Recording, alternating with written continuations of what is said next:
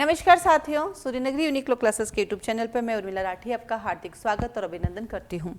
बात करें हम लोग जुडिशरी के एग्जाम की, तो इस होली की खुशी में आपके पास खुशियों के चार चांद लगने वाले, क्योंकि गुजरात जुडिशरी की वैकेंसी आउट हो चुकी है और गुजरात जुडिशरी ने आपको दिए टोटल 193 सीट्स। बहुत बड़ा अपॉर्चुनिटी मिली है आपको और ये करनी चाहिए।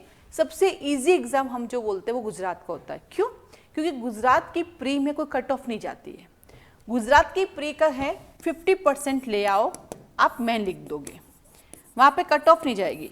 जो बच्चा 50% ले आता है उसको क्या फ़ायदा मिल जाता है कि वो प्री क्लियर कर लेता है, मेन कर देगा।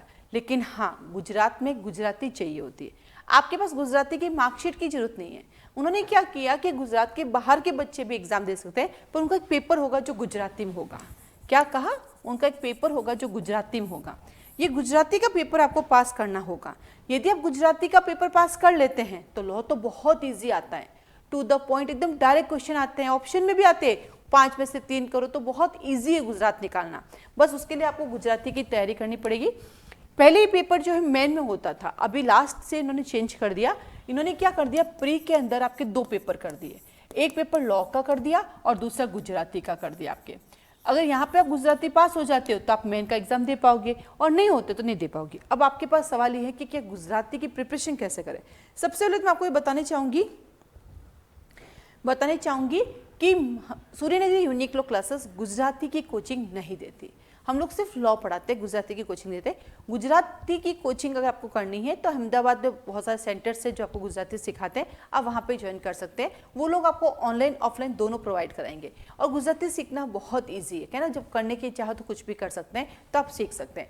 साथ ही साथ सूर्यनगरी यूनिक लॉ क्लासेस में गुजरात का जो है कोर्स चलता है, फाउंडेशन में चलता है, और गुजरात के लिए टेस्ट सीरीज भी। इस टेस्ट सीरीज को हमने 2 भागों में डिवाइड किया। पहला पार्ट लॉ का है, दूसरा पार्ट हमने जीके, इंग्लिश, इसको भी डाला है, कंप्यूटर, क्योंकि गुजरात के पेपर में जो 100 क्वेश्चंस आते हैं केवल लॉ के नहीं आते हैं। ये जो लॉ वाला पेपर है ना, ये केवल इसमें लॉ नहीं आता है, इस लॉ के साथ साथ इंग्लिश भी आती है, इसके अंदर थोड़ा सा जीके भी आता है और इसमें कंप्यूटर भी आता है। तो हमने क्या किया, अपने टेस्ट सीरीज में इसको 2 भागों में डिवाइड कर दिया। एक लॉ का कर दिया पेपर और एक जीके जीएस और कंप्यूटर का 50 नंबर का वो कर दिया, ताकि आपकी प्रैक्टिस हो सके। अब आता है कि गुजराती का एग्जाम कौन दे सकता है, जीजीएस का एग्जाम कौन दे सकता है। जीजीएस के एग्जाम की जो खासियत वो ये है कि आपका बार काउंसिल के अंदर रजिस्ट्रेशन होना चाहिए, यानी एज ए एडवोकेट आपका रजिस्ट्रेशन होता है तो आप गुजरात का एग्जाम दे सकते हैं, अन्यथा नहीं। बाकी स्टेट में ऐसा नहीं है। जैसे राजस्थान है, वहाँ तो अपीयरिंग वाला बच्चा भी दे सकता है, और जब अपीयरिंग वाला बच्चा दे सकता है तो वहाँ जरूरत ही नहीं होती रजिस्ट्रेशन की। लेकिन गुजरात में आपका बार काउंसिल का रजिस्ट्रेशन जरूरी है, और बार काउंसिल का रजिस्ट्रेशन तभी काउंटेबल होता है जब आपका एआईबी का एग्जाम क्लियर होता है। बाकी केस लॉस वेस लॉस बाकी उन्होंने ऐसा कुछ भी नहीं मांगा है। बाकी आईएएस की वैकेंसी आ चुकी है, आप साइट पे जाके इसकी और डिटेल दे सकते हैं जो भी आपको देखनी है। तो ऑल द बेस्ट। इस होली की कहना सौगात के साथ आपको मिला 193 सीटें, यानी 193 बच्चे जो हैं जज बनने के अपने सपने को पूरा कर सकते हैं।